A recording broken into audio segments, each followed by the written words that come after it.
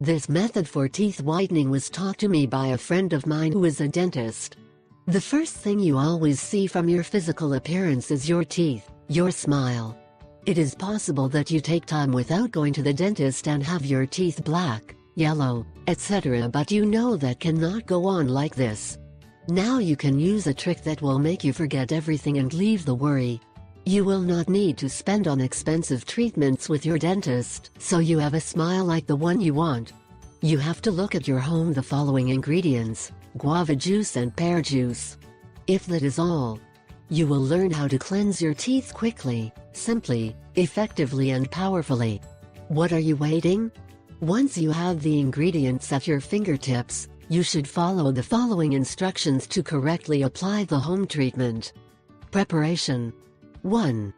Place a spoonful of guava juice in a deep bowl so that it does not go down at any time. 2. Then you will split the pear in half. 3. Blend the pear so that the juice is left only. 4. Mix the pear juice you liquefied with the guava juice you have in the bowl. 5. Look for a toothbrush. 6. With the toothbrush you will grab the mixture